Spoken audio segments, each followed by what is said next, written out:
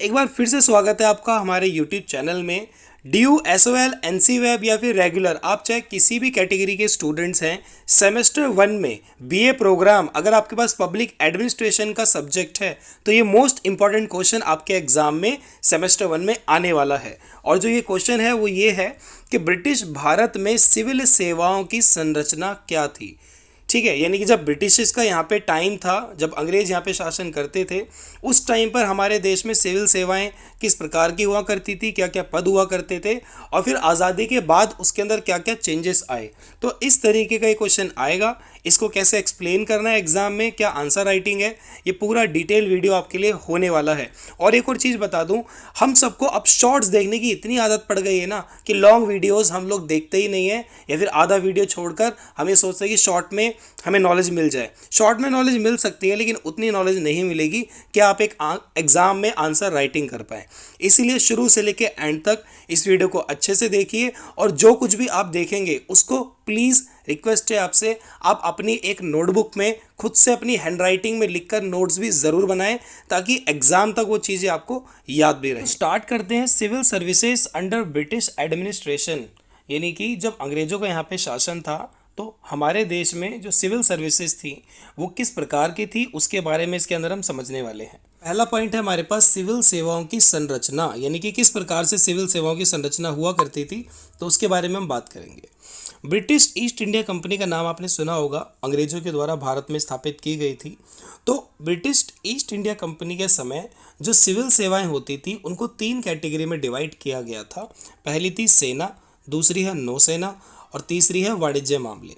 वाणिज्य मामले, सेना तो पता है आपको, नौसेना जो पानी में रहती है, और वाणिज्य मामले यानी कि ऐसे काम जो कमर्शियल होते हैं, जो इकोनॉमिक बेनिफिट के लिए होते हैं, या ये भी कह सकते हो आप कि प्रोड्यूसर से कंज्यूमर तक प्रोडक्ट को पहुंचाना, ठीक है, या फिर किसी इंफॉर्मेशन को पहुंचाना या किसी सर्विस को पहुंचाना, उसको हम कहते हैं कमर्शियल।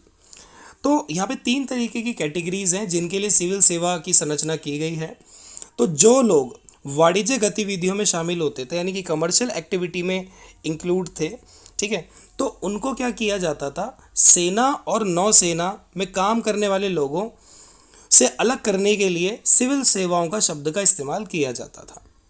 तो यानी कि सिविल सेवाओं में 3 कैटेगरीज हैं, सैन्य, नौसेना और वाणिज्य। और ये जो दोनों हैं, इन दोनों को वाणिज्य मामले यानी कि वाणिज्य सेवाओं से अलग किया जाता था और इनको सिविल सेवाओं के नाम से ही जाना जाता था। भारत में जो सिविल सेवा है वो उस वक्त के जो गवर्नर जनरल थे भारत के, जो 1786 से 93 तक रहे, चार्ल्स कॉर्नवालिस, उन्होंने भारत में सिविल सेवाओं की स्थापना की। तो आप ये भी कह सकते हो कि वो भारत में सिविल सेवा के जनक के रूप में भी जाने जाते हैं। वॉरेन हेस्टिंग की अगर हम बात करें, ये बंगाल के गवर्नर जनरल थे, और 1773 से 1785 के बीच ही इन्होंने वाणिज्य मामले उस टाइम पे होते रहते और ये कंट्रोल करते थे। उन दिनों सिविल सेवकों की नियुक्ति किसी प्रतियोगिता के माध्यम से नहीं होती थी, यानी कि जो ये सिविल सेवक होते थे, है ना, ये किसी कंपटीशन से नहीं आते थे, कोई तैयारी से नहीं आते थे, ये इनका टेस्ट एग्ज़ाम्स ये सब नहीं होता था, बस एक कट ऑफ निकलती थी, तो कट ऑफ के हिसाब से इनको चूज़ कर लिया जाता था। लेकिन आज आप देखते हैं ना कि सिविल सेवा में जाने के लिए आपको एग्ज़ाम देना होता है, ठीक है, एग्ज़ाम के बाद फिर आपको इंटरव्यू देना होता है। सिविल सेवा यानी कि जैसे आईएएस, आईपीएस, ये सब आप नाम सुनते होंगे, इन्हीं को हम सिविल सेवा का नाम देते हैं। और इनके अलावा इसके अंदर और भी बहुत सारी पोस्ट होती हैं, लेकिन अभी हम यहाँ पे बात कर रहे हैं अंग्रेज़ों के टाइम की। तो अंग्रेज़ों के वक्त आईएएस शब्द इस्तेमाल नहीं होता था ना, क्योंकि आईएएस का तो मतलब हुआ इंडियन एडमिनिस्ट्रेटिव सर्विस। तो इंडियन की बात नहीं हो रही है अभी यहाँ पे, अभी वैसे बात तो इंडिया की हो रही है, लेकिन अंग्रेज़ों के समय उस वक्त आईएएस शब्द का इस्तेमाल नहीं होता था, ठीक है, वो अलग अलग नाम से जाने जाते थे, तो उसकी हम बाद में बात करेंगे। कॉर्नवालिस के कार्यकाल के दौरान इन सिविल सेवकों को अधिक जिम्मेदारियां दी गई और इनको 2 कैटेगरी में डिवाइड कर दिया, एक है अनुबंधित और एक है असंबद्ध, ठीक है। तो एक पहली है कॉन्वेंटेड और दूसरी है अनकॉन्वेंटेड। तो पहले समझते हैं कॉन्वेंटेड सिविल सेवाओं में इसका अर्थ होता था उच्च पद, यानी कि ये वो पोस्ट हुआ करती थी जो बहुत हाई लेवल की होती है और सिर्फ ये अंग्रेज़ों को दी जाती थी। और जो अनकॉन्वेंटेड होते थे ये वो वाली पोस्ट हुआ करती थी जिसको निचला पद बोलते हैं, यानी कि लोअर पोस्ट। और ये सिर्फ और सिर्फ किसको दी जाती थी? भारतीयों को। अंग्रेजों को भी मिलती थी, लेकिन मोस्टली इसके अंदर सारे के सारे क्या होते थे? भारतीय होते थे। इसके अलावा अगर हम नेक्स्ट पॉइंट की बात करें तो अब ये थोड़ा सा और हम इसको एक्सप्लेन करेंगे डिटेल में। तो बच्चों ये मेरे पास आप लोगों की एसओएल की बुक है, और इसमें क्योंकि ये बहुत अच्छे से समझा रखा था तो मुझे लगा कि मैंने गूगल पे भी और इसके आंसर्स देखे, लेकिन मुझे ये ज़्यादा बेस्ट लगा। तो आप अपनी बुक से पढ़ सकते हैं। अगर आपके पास बुक नहीं है तो आप इसमें से भी देख सकते हैं, अदरवाइज़ आई होप आपके पास बुक ज़रूर होगी। उस समय अरे यार कहाँ जा रहा है? उस समय भ्रष्टाचार दिन प्रतिदिन बढ़ता जा रहा था, इसलिए भ्रष्टाचार को समाप्त करने के लिए कॉर्नवालिस ने कई कदम उठाए। जैसे उन्होंने सिविल सेवकों का वेतन बढ़ाया और उनको बोला कि भाई आपको देखो, सिविल सेवकों का वेतन इसलिए बढ़ाया क्योंकि भ्रष्टाचार भी तो वही करते हैं ना। तो अगर लोगों को एम्प्लॉयज़ को सैलरी ठीक मिलेगी, जो सिविल सर्वेंट हैं उनको अगर सैलरी ठीक मिलेगी तो उनके अंदर कहीं और से ब्लैक मनी लेने का या भ्रष्टाचार करने का जो लालच है वो नहीं आएगा। तो ये चीज़ सोचकर उन्होंने क्या किया? उनका वेतन बढ़ाया, सैलरी बढ़ाई। सिविल सेवकों को किसी प्रकार के निजी व्यापार में शामिल नहीं किया जा सकता था, इसलिए उन्होंने उसके लिए कुछ कड़े नियम भी बनाए और निजी व्यापार के विरुद्ध नियमों को सख्ती से लागू किया। यानी कि जो सिविल सेवक थे वो, अगर आप सिविल सेवक हो, अगर आप पहले से ही काम कर रहे हो, सिविल सेवा में हो, तो आप इसके अलावा किसी प्रकार का कोई प्राइवेट अपना बिजनेस नहीं चला सकते। आपको पूरी तरीके से सिविल सेवा पे फोकस करना होगा। तो इसके अतिरिक्त कॉर्नवालिस ने 5 से 6 वर्ष के भीतर वरिष्ठ आधार पर सिविल सेवकों की पदोन्नति की। यानी कि 5 से 6 साल में आपको क्या किया जाएगा? आपकी पोस्ट बढ़ा दी जाएगी, प्रमोशन कर दिया जाएगा। कॉर्नवालिस की भांति ही रिचर्ड वेलेस्ली, ये भारतीय गवर्नर जनरल थे 1798 से 805 तक। इन्होंने भी सिविल सेवा के लिए कई सारे सुधार किए। उन्होंने भारत में नवयुक्ति सिविल सेवकों को प्रशिक्षित करने के लिए कलकत्ता में फोर्ट विलियम कॉलेज, जो कि 10 जुलाई 1800 में स्थापना की। तो अब यहाँ पे देखो क्या बताया गया है। जो ये रिचर्ड वेलेस्ली है, ये भी भारत के गवर्नर जनरल थे। तो इन्होंने क्या किया? भारत में जो नवनियुक्ति सिविल सर्वेंट थे उनको ट्रेनिंग देने के लिए कलकत्ता में फोर्ट विलियम कॉलेज की स्थापना कर दी। और 1806 में उनकी सेवानिवृत्ति के पश्चात, यानी कि जब उन्होंने रिटायर हो गए, सेवानिवृत्त यानी रिटायर हो गए, तो कोर्ट ऑफ डायरेक्टर्स ने उनके फोर्ट विलियम कॉलेज को अस्वीकृत कर दिया। यानी कि अब वो जो कॉलेज है वो वहाँ पे ट्रेनिंग नहीं दी जाएगी। एवं नई भर्तियों को प्रशिक्षित करने के लिए लंदन में एक हैलीबरी में सिविल सेवा के लिए और कॉलेज की स्थापना की। तो यानी कि इंडिया के अंदर कलकत्ता में जो फोर्ट विलियम कॉलेज बनाया गया उसको कर दिया बंद, और उसकी जगह पे अब लंदन के अंदर सिविल सेवाओं की ट्रेनिंग दी जाएगी, वहाँ पे कॉलेज स्टार्ट कर दिया। इसके बाद अगर हम बात करें तो नेक्स्ट पैरा को हम एक्सप्लेन करेंगे। चार्टर एक्ट 1853 को लागू करने के बाद इसमें कई सारे चेंजेस हुए। जैसे अब जो भर्तियां हैं, यानी कि जो वैकेंसी निकली थी, वो अब ओपन कंपटीशन के माध्यम से रखी गई। ठीक है, पहले क्या होता था? कट ऑफ निकलती थी, लेकिन अभी यहाँ पे क्या रख दिया? कंपटीशन रख दिया है, और इसलिए इसने सिविल सेवा में खुली प्रतियोगिता की शुरुआत की। तो अब यहाँ से ओपन कंपटीशन स्टार्ट हो गया है। ठीक है, 1853 एक्ट लागू होने के बाद इस परीक्षा को आयोजित करने के लिए आवश्यक था कि एक निकाय बनाया जाए। निकाय यानी कि एक डिपार्टमेंट, ठीक है, जो कि पूरे के पूरे सिविल सेवा वाले एग्ज़ाम्स को, ये कंपटीशन को क्या करेगा? कंडक्ट करेगा। तो इसलिए 1854 में लंदन में सिविल सेवा आयोग की स्थापना की गई। तो 1854 में सबसे पहले सिविल सेवा जो आयोग है वो कहाँ पे बना? लंदन में। और ये परीक्षाएं सन 1855 से आयोजित की जाने लगी, यानी कि जो एग्ज़ाम्स हैं वो अगले साल ही कंडक्ट होने लगे। लेकिन ये परीक्षा केवल लंदन में ही आयोजित की जाती थी, और उस समय इस परीक्षा में शामिल होने की जो आयु थी वो केवल 23 वर्ष तय की गई थी। तो देखो, मिनिमम आपकी जो एज है वो कम से कम 23 साल होनी चाहिए, उसके बाद ही आप इसमें आ सकते हैं। और जो ये एग्ज़ाम है, ठीक है, सिविल सेवा में आने का, वो सिर्फ और सिर्फ लंदन में ही किया जाएगा। नाउ चार्टर एक्ट 1853 के बाद अब भारतीय भी सिविल सेवा परीक्षा का हिस्सा बन सकते थे, और वो 1861 में कॉन्वेंटेड सेवाओं में भी शामिल हो सकते थे। याद करो, मैंने कॉन्वेंटेड का क्या मतलब बताया था? जो ऊंचे पद हुआ करते थे। तो अब भारतीय भी उन पदों के लिए भर्ती कर सकते थे। भारतीय सिविल सेवा अधिनियम उस वर्ष 1861 में लॉर्ड कैनिंग के तहत पारित किया गया। इसने कुछ अधिकारियों को अनुबंधित सेवाओं में आरक्षण प्रदान किया। तो अब यहाँ पे जो भारतीय सिविल सेवा अधिनियम है ये 1861 में पारित कर दिया गया और इसने कुछ अधिकारियों को अनुबंधित सेवाओं में आरक्षण प्रदान किया। अनुबंधित सेवाएं कौन सी होती हैं, जो अभी हम पढ़ रहे थे ना, कॉन्वेंटेड, तो उसके अंदर अब आरक्षण व्यवस्था भी आ गई, यानी सीटें रिजर्व होना शुरू हो गई।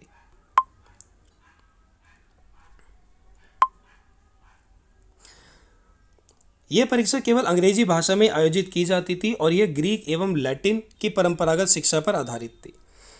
तो समझ ही गए होंगे आप कि जो एग्ज़ाम है वो केवल इंग्लिश में ही होगा। अभी ये एग्ज़ाम इंग्लिश और हिंदी दोनों में होता है, बट तब ये सिर्फ इंग्लिश में होता था। और ये ग्रीक और लैटिन, यानी कि जो इसका क्या कह सकते हैं सिलेबस है वो कैसा था, ग्रीक और लैटिन जो एजुकेशन सिस्टम था उसके अकॉर्डिंग हुआ करता था।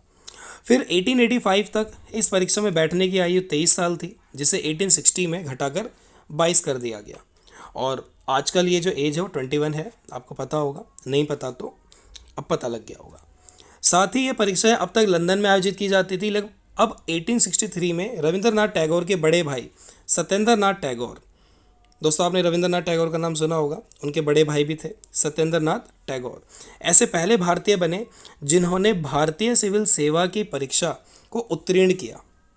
यानी कि पहले इंडियन जिन्होंने यूपीएससी को क्लियर किया था वो कौन थे, रविंद्रनाथ टैगोर के बड़े भाई सत्येंद्रनाथ टैगोर। ये बात तो मैं भी आज ही पढ़ रहा हूँ, तो यही बेनिफिट होते पढ़ाने के, पढ़ाते पढ़ाते हमें भी सीखने को मिलता है। चलो, उस समय उनकी जो उम्र थी वो केवल 21 साल ही थी। इसके बाद 1866 में इस परीक्षा में बैठने की उम्र घटाकर 21 कर दी गई। वाह। तो देखो पहले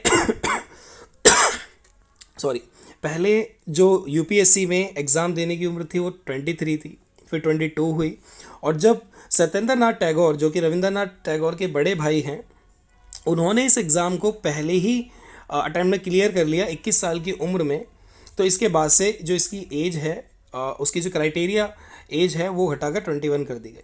लेकिन इसके बावजूद भी अगले साल 4 भारतीयों ने इस परीक्षा को उत्तीर्ण किया। चलो जी, गुड। 1878 में लॉर्ड लिटन ने इस परीक्षा की अधिकतम आयु सीमा को 21 से घटाकर 19 वर्ष कर दी। तो अब जो एज है वो 1878 में 21 साल से घटाकर 19 हो गई है। केवल 1/6 अनुबंधित यानी कि कॉन्वेंटेड पदों को भारतीयों के लिए भरा जा सकता था।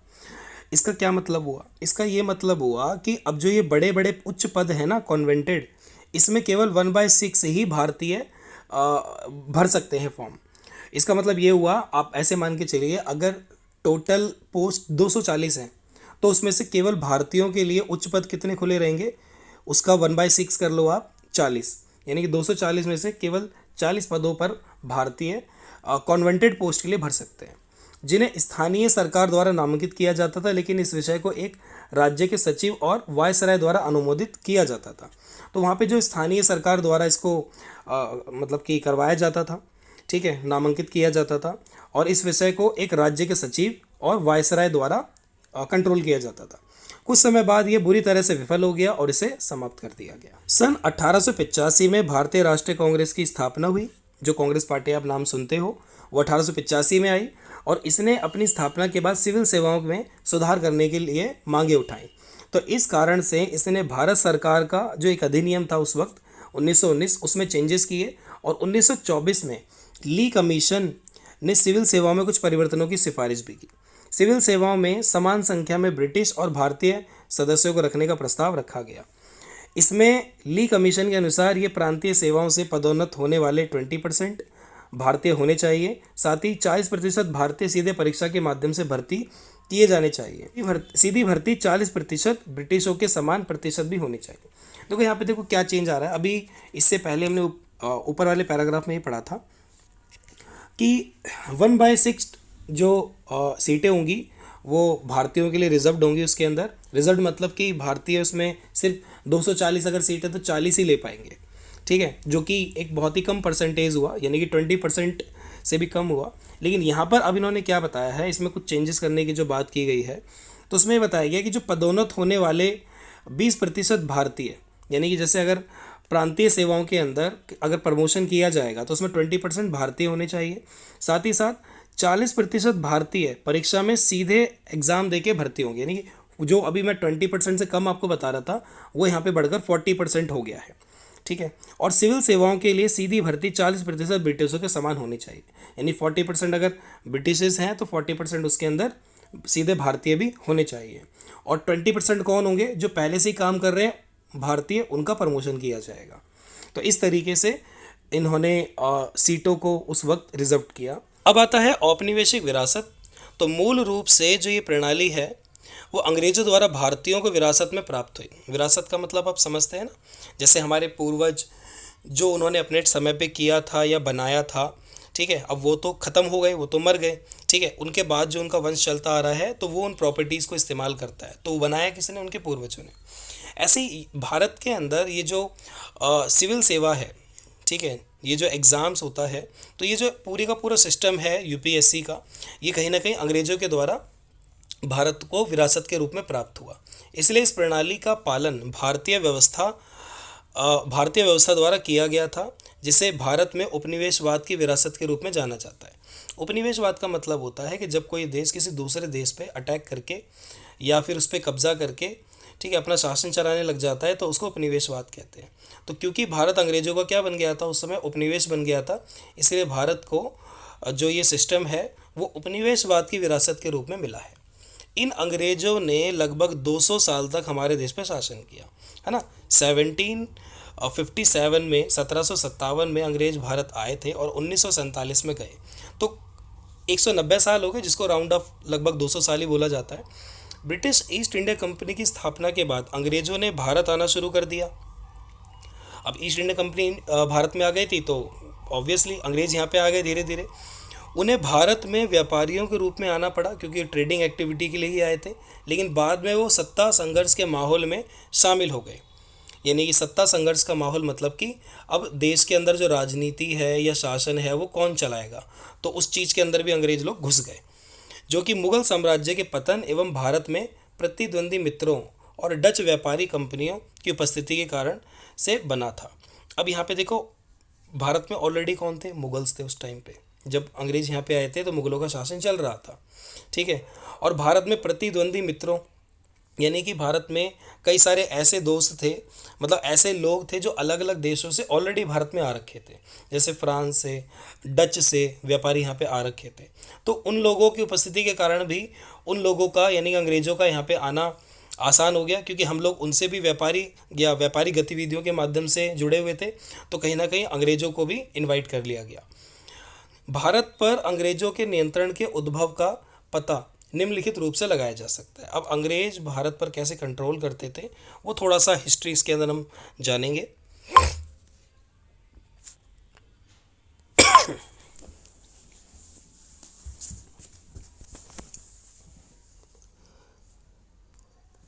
भारत में ब्रिटिश शासन की नींव की शुरुआत प्लासी के युद्ध 1757 में सिराजुद्दौला की हार के साथ हुई थी।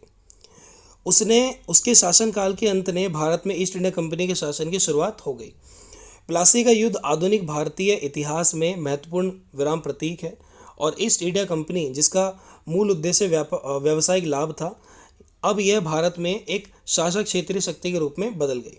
बेसिकली यहाँ पे क्या बताया गया है, 1757 में प्लासी का युद्ध हुआ था, जिसमें सिराजुद्दौला, ठीक है, उसकी हार हुई थी, और उसके शासनकाल के अंत से ही भारत में ईस्ट इंडिया कंपनी की क्या हो गई, स्थापना हो गई। प्लासी का युद्ध क्या होता है, अगर आप कमेंट करके पूछेंगे तो मैं इसके ऊपर डिटेल वीडियो बना दूंगा। प्लासी का युद्ध आधुनिक भारत के इतिहास में एक महत्वपूर्ण युद्ध था, क्योंकि इसके बाद से ईस्ट इंडिया कंपनी भारत में आई, और ईस्ट इंडिया कंपनी भारत में सिर्फ व्यापार करने के लिए ही आई थी, कि उसको व्यावसायिक एक्टिविटी करनी है और प्रॉफिट कमाना है, लेकिन धीरे धीरे वो यहाँ पे शासक वर्ग के रूप में स्थापित हो गई, यानी कि हमारी राजनीति में दखल अंदाजी देने लगे और धीरे धीरे यहीं बस गए। तो दोस्तों, इस तरीके से जो पैराग्राफ है आप इसको थोड़ा सा ये भी लिख सकते हैं, बाकी आपको पूरी हिस्ट्री लिखने की नीड नहीं है, ठीक है। तो हम इसमें से कुछ पॉइंट्स स्किप भी करेंगे, सारा हम पूरा बुक का वैसा नहीं लिखेंगे। तो यहाँ पे जो है कि लास्ट पैराग्राफ है ये इंपॉर्टेंट है थोड़ा, तो इसको भी आप ऐड ऑन कर सकते हैं। तो देखो यहाँ पे क्या हुआ, 1765 से 1857 ईस्ट इंडिया कंपनी ने भारत पर शासन किया। फिर 1857 में भारत में सर्वप्रथम विद्रोह असफल हो गया। 1857 में भारत में जो विद्रोह हुआ था, जिसमें 1857 के विद्रोह के नाम के रूप में ही जाना जाता है, जिसमें रानी लक्ष्मीबाई लड़ी, है ना, और भी हमारे महान जो राजा थे, योद्धा थे, वो लड़े थे। बट अनफॉर्चुनेटली ये युद्ध हम कहीं ना कहीं भारतीय हार गए थे अंग्रेज़ों से, तो जो कि भारत में एक महत्वपूर्ण एवं बड़ा विद्रोह था। और ये जो विद्रोह हुआ था 1857 का, इसे भारत का पहला स्वतंत्रता संग्राम भी कहा जाता है। आपने 12th क्लास में ज़रूर पढ़ा होगा। इसके पश्चात भारत में कई राष्ट्रीय आंदोलन हुए। ऐतिहासिक घटनाओं की एक श्रृंखला थी जिसका उद्देश्य ब्रिटिश शासन को समाप्त करना था। 1857 के बाद कई सारी ऐसे इंसिडेंट हुए, घटनाएं हुई, जिनका एक ही पर्पस था कि भाई अंग्रेज़ों को यहाँ से क्या करना है, भगाना है। तो जिस कारण कई सामाजिक, राजनीतिक, प्रशासनिक आदि जैसे बदलाव हुए और जिन्होंने समकालीन भारत के उद्भव में योगदान दिया। यानी कि उस वक्त एक नया भारत बनना था, तो उसके अंदर ना कई सारे चेंजेस हुए। 1857 में भले ही हम युद्ध हार गए अंग्रेज़ों से, पर उस युद्ध ने ना अंग्रेज़ों की नींव हिला दी थी पूरी। अंग्रेज़ों को पता चल गया था कि भाई भारतीयों में इतना दम है कि अब हम ज़्यादा टाइम तक यहाँ पे नहीं टिक पाएंगे। तो धीरे धीरे कई सारे इंसिडेंट हुए, चेंजेस हुए। तो ऐसे करते करते करते करते बहुत सारे हमने उनसे स्वतंत्रता संग्राम भी किए उसके बाद। तो फिर फाइनली हमें 1947 में आज़ादी मिल गई। तो इतनी हिस्ट्री समझाने के बाद आपको फिर नेक्स्ट पॉइंट स्टार्ट करना है, जिसके अंदर आपको चीज़ें बतानी है, और ये भी काफ़ी मोस्ट इम्पॉर्टेंट पॉइंट्स हैं। संवैधानिक ढांचे में सिविल सेवाएं। अब देखो भारत आज़ाद हो चुका है, इससे पहले हमने उन सिविल सर्विसेज के बारे में समझा जो अंग्रेज़ों के समय की थी। अब यहाँ पे आज़ादी के बाद भारतीय सिविल सेवा, ठीक है, की बात करेंगे। तो अखिल भारतीय सेवाएं, जिसको ऑल इंडिया सर्विसेज, दोनों ही केंद्र राज्य सरकार के लिए समान है। वर्तमान समय में अखिल भारतीय सेवाओं को 3 कैटेगरी में रखा गया है: भारतीय प्रशासनिक सेवा, भारतीय पुलिस सेवा और भारतीय वन सेवा। जैसे कि भारतीय प्रशासनिक सेवा, इसको हम कहते हैं इंडियन एडमिनिस्ट्रेटिव सर्विस, ठीक है, IAS। भारतीय पुलिस सेवा, इसको हम क्या कहते हैं, IPS। और भारतीय वन सेवा, जिसको कहते हैं IFS। तो इस तरीके से भारत में अब 3 तरीके की UPSC सर्विसेज हैं। तो अब हम इसको थोड़ा सा डिटेल में और समझेंगे। आर्टिकल 309 में, यानी कि अनुच्छेद 309 में संसद को शक्ति प्रदान करता है कि यह उनकी सेवा में नियुक्त लोक सेवकों की भर्ती और सेवा शर्तों के विनियम की शक्ति प्रदान करता है। यानी कि देखो, जो सिविल सेवा में जिन लोगों को भर्ती किया जाएगा, तो उनसे रिलेटेड उनकी क्या शक्तियां हैं, क्या चीज़ें हैं, ये संसद को ही शक्ति प्रदान करता है। फिर आर्टिकल 310 के अनुसार अखिल भारतीय सेवाओं और केंद्रीय सेवाओं के सदस्य भारत के राष्ट्रपति के प्रसाद पर्यंत पद धारण करते हैं। यानी कि अखिल भारतीय सेवाओं के अंदर और केंद्रीय सेवाओं के जो सदस्य होते हैं, कहीं ना कहीं वो राष्ट्रपति को जब तक उन पर विश्वास है तब तक उस पद को धारण कर सकते हैं। अनुच्छेद 311 में किसी व्यक्ति को जो कि संघ सिविल सेवा या फिर अखिल भारतीय सेवा या राज्य की सिविल सेवा का सदस्य है या संघ या राज्य के अधीन किसी भी सिविल सेवा पद पर धारित है या सिविल सेवा करता है, उसकी नियुक्ति करने वाले प्राधिकारी के अधीनस्थ किसी प्राधिकारी द्वारा पदच्युत नहीं किया जाएगा या पद से नहीं हटाया जाएगा। देखो, इसका मतलब ये है, कोई भी सिविल सर्वेंट है, चाहे वो सेंट्रल गवर्नमेंट है, चाहे वो स्टेट गवर्नमेंट है, कोई भी है, उस सिविल सर्वेंट को जिन अधिकारी ने चुना है और उनके अंडर में कोई और अधीन अधिकारी हैं, वो उनके पद से नहीं हटा सकते। अनुच्छेद 312 के अनुसार भारत की संसद राज्यसभा द्वारा पारित प्रस्ताव की कई नई अखिल भारतीय सेवाओं का सृजन करती है। यह भारत की राज्य सरकार और केंद्र सरकार द्वारा नियुक्त रूप से नियंत्रित होती है। इसमें वेतन और पेंशन राज्य द्वारा वहन किया जाता है, लेकिन अधिकारियों के विरुद्ध अनुशासनात्मक कार्रवाई केवल भारत की केंद्र सरकार द्वारा की जा सकती है। केवल केंद्रीय सिविल सेवाओं का सीधा संबंध भारत की स्थायी नौकरशाही और प्रशासन से है। केंद्रीय सिविल सेवाओं को अखिल भारतीय सेवा के साथ समूह ए और समूह बी में वर्गीकृत किया जाता है। तो देखो, जो भी सिविल सर्वेंट होते हैं ना, देखो ये जो बिल्कुल किताबी भाषा है ना, आपको ये लिखने की नीड नहीं है, आप अपने हिसाब से भी चीज़ों को लिख सकते हो, ठीक है, कोई प्रॉब्लम नहीं है। तो इसमें ये बताया गया है कि जो सिविल सेवक होते हैं, सिविल सर्वेंट होते हैं, ये सीधे तौर पे कहीं ना कहीं केंद्र सरकार से संबंधित होते हैं, ठीक है, और ये नौकरशाही से संबंधित होते हैं, जिसको हम ब्यूरोक्रेट कहते हैं। यानी कि सेंट्रल गवर्नमेंट ही इनसे रिलेटेड नियम ले सकती है, इनको हटा सकती है। ये सारा काम कौन करेगी? केंद्र सरकार के द्वारा ही किया जाएगा, वही इन पे कंट्रोल करते हैं। नई अखिल भारतीय सेवाओं के सृजन के बारे में बताया गया, तो ये अपने काम करनी है, छोड़ दो। तो ये कुछ 2-3 पॉइंट आप इसमें बता दो, सारे आर्टिकल समझाने की आपको नीड नहीं है। उसके बाद हम आते हैं यहाँ पर। तो ये इम्पॉर्टेंट आर्टिकल है, इसको तो आपको एक्सप्लेन करना है थोड़ा। तो देखो, अनुच्छेद 320 के अनुसार भारत में सिविल सेवाओं और पदों पर भर्ती से संबंधित सभी मामलों में यूपीएससी यानी कि संघ लोक सेवा आयोग से परामर्श करना आवश्यक है। तो आर्टिकल 320 में बताया गया है, अगर सिविल सेवाओं और पदों से भर्ती से संबंधित कोई भी मामला है, वो किससे एडवाइस करना पड़ेगा, परामर्श लेना पड़ेगा, यूपीएससी से। तो सिविल सेवाओं में भर्ती निम्नलिखित विधियों द्वारा की जाती है। एक होता है परीक्षा के माध्यम से सीधी भर्ती होती है, ठीक है, प्रमोशन होते हैं और ट्रांसफ़र कर दिए जाते हैं। तो परीक्षा के माध्यम से होते हैं, आपको पता होगा यूपीएससी में पहले प्रीलिम्स होता है, उसमें जो बच्चे पास करते हैं फिर वो मेंस का एग्ज़ाम देते हैं, ठीक है। पहले प्रीलिम्स होता है, जब प्रीलिम्स आप पास कर लेंगे फिर आपका मेंस का एग्ज़ाम होगा, फिर जब आप मेंस पास कर लेते हैं फिर आप इंटरव्यू तक आते। तो ये 3 स्टेज में परीक्षा के माध्यम से भर्ती की जाती है। अगर मान लीजिए कि आपने प्रीलिम्स पास कर लिया, मेंस में फेल हो गए, तो वापस से आपको नेक्स्ट ईयर प्रीलिम्स देना होगा, फिर मेंस देना होगा। और अगर मान लीजिए आपने प्रीलिम्स भी दिया, मेंस भी दिया, लेकिन आप इंटरव्यू में फेल हो गए, तो फिर आपको नेक्स्ट ईयर वापस से प्रीलिम्स देना होगा, मेंस देना होगा, और फिर अगर आप इंटरव्यू पहुंचते तो इंटरव्यू क्लियर करना होगा। अगर आप फिर इंटरव्यू में फेल हो जाएंगे तो अगले साल फिर आपको, तो तीनों स्टेज को पार करना ज़रूरी है।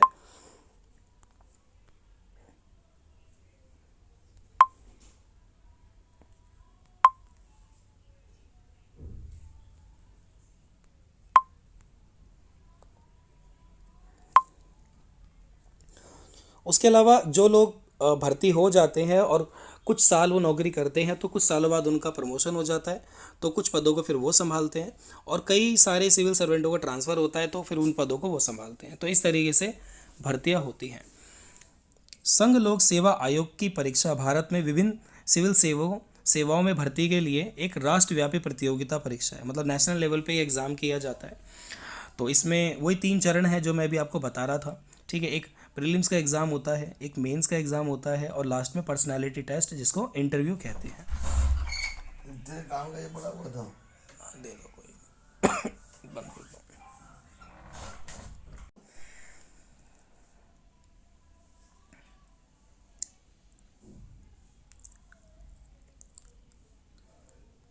अखिल भारतीय सेवाओं और उच्च केंद्रीय सेवाओं की भर्ती की वर्तमान प्रणाली वास्तव में मेकाले समिति, कोठारी समिति और सतीश चंद्र समिति द्वारा की गई सिफारिशों पर आधारित है। यानी कि अखिल भारतीय सेवाएं जो भी ये इंडियन एडमिनिस्ट्रेटिव सर्विस है, ठीक है, और जैसे सेंट्रल सर्विसेज हैं, इनमें जो भर्तियां होती हैं कहीं ना कहीं वो जो ये आयोग हैं, इन आयोग के द्वारा ही सिफारिशों पर की जाती हैं। तो अब इसमें पद उन्नति से रिलेटेड कुछ चीज़ें हैं, उसको हम देख लेते हैं थोड़ा। सिविल सेवा में पदोन्नति यानी कि प्रमोशन। तो प्रमोशन शब्द की उत्पत्ति प्रमोवर से हुई है, जो कि एक लैटिन भाषा का शब्द है, और इसका अर्थ होता है आगे की ओर बढ़ना। प्रमोशन या पदोन्नति में प्रत्यक्ष भर्ती के रूप में भी जाना जाता है, यानी कि हम डायरेक्टली प्रमोशन कर देते हैं आगे पद पे, क्योंकि पदोन्नति से जिम्मेदारियां और कर्तव्य भी बढ़ते हैं। भत्तों व वेतन में वृद्धि होती है। भत्ते यानी कि अलाउंसेस, वेतन यानी सैलरी। सैलरी के अलावा जो मिलता है उसको भत्ते कहते हैं। नौकरी या सेवा में भी उच्च पद प्राप्त होते हैं। विलियम जी टॉर्पी के अनुसार पदोन्नति का तात्पर्य एक कर्मचारी के पद से है, एक कर्मचारी के पद से दूसरे स्थान पर उच्च ग्रेड और वेतन की गति से है। मतलब कोई भी कर्मचारी जो किसी एक पद पे काम करता है, फिर उसका ट्रांसफ़र दूसरे पद पे हो जाता है, जहाँ पे उसको जो उसका ग्रेड अप हो जाता है और साथ साथ उसकी सैलरी भी बढ़ जाती है। हालांकि पदोन्नति के कुछ तत्व होते हैं और वह निम्नलिखित चीज़ों को परिवर्तित कर देते हैं, जैसे कि जिम्मेदारियां, कर्तव्य, वेतन, उपाधि, ये सारी चीज़ें, ठीक है। जैसी प्रमोशन होगा तो आपकी रिस्पॉन्सिबिलिटी बढ़ेंगी, ड्यूटीज़ बढ़ेंगी, सैलरी तो बढ़ेगी ही बढ़ेगी, ठीक है। और उपाधि यानी कि जब आप अच्छा काम करेंगे और उसके लिए आपको अवार्ड्स दिए जाएंगे तो वो भी अलग तरीके के अवार्ड्स हुआ करेंगे। इसके अलावा प्रमोशन के प्रकार अगर हम देखें यहाँ पे, तो निम्न सेवा से उच्च सेवा तक, ठीक है। राज्य सिविल सेवाओं से भारतीय प्रशासनिक सेवा, यानी कि स्टेट में अगर आप सिविल सर्वेंट हैं तो प्रमोशन होकर आप सेंट्रल गवर्नमेंट में सिविल सर्वेंट बन सकते हैं। निम्न ग्रेड से उच्च ग्रेड तक, तो यहाँ पे जूनियर टाइपिस्ट से वरिष्ठ टाइपिस्ट, और निम्न वर्ग से उच्च वर्ग तक यह लिपिक क्लर्क से कार्यकारी वर्ग, एग्जीक्यूटिव कैटेगरी में आ जाएंगे। तो इस तरीके से प्रमोशन की कुछ तरीके बताए गए हैं। दोस्तों इसके अलावा प्रमोशन के लिए दूसरे तरीके और हैं। एक है ट्रांसफ़र, स्थानांतरण कहते हैं। इसका अर्थ होता है कि एक ही पद और श्रेणी के भीतर कार्य में परिवर्तन होना, यानी कि जो आपकी पोस्ट है सेम वही पोस्ट आपको किसी दूसरी जगह पे मिलेगी, पर आपको इस जगह से दूसरी जगह पे जाके काम करना होगा। पुनः समनदेशन या रिज़ाइन रीअसाइनमेंट, तो ये क्या होता है, जब एक ही एजेंसी के कार्य में परिवर्तन के साथ रैंक में कोई बदलाव नहीं होता। मतलब जिस एजेंसी के साथ आप काम कर रहे हो ना, उसके काम तो बदल गए पर आपकी रैंक में कोई चेंज नहीं आया, आपकी वही रैंक है जो पहले थी।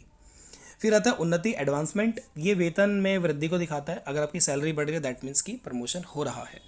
अब यहाँ पे कुछ पद हैं जो मैं आपको दिखाना चाहूँगा, ठीक है। ये मैं एक टेबल में ही ले लेता हूँ ताकि आपको एक बार में क्लियरली सारे दिखाई दे जाए। तो यहाँ पर आईएएस के पद हैं और यहाँ पे आईपीएस के पद हैं। तो आईएएस में देखो क्या क्या स्टेजेस होती हैं, कौन कौन सी पोस्ट आपको देखने को मिलेगी। सबसे पहले जब आप यूपीएससी का एग्ज़ाम क्लियर करते हैं तो रैंक के हिसाब से आपको एसडीएम बनाया जाता है।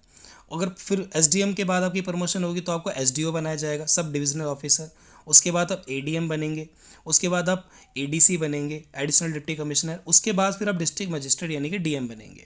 फिर प्रमोशन होगा तो डिप्टी कमिश्नर, फिर प्रमोशन होगा तो डिस्ट्रिक्ट मजिस्ट्रेट बड़े वाले ज़िले के। अभी इससे पहले जो डीएम था वो छोटे ज़िले का था।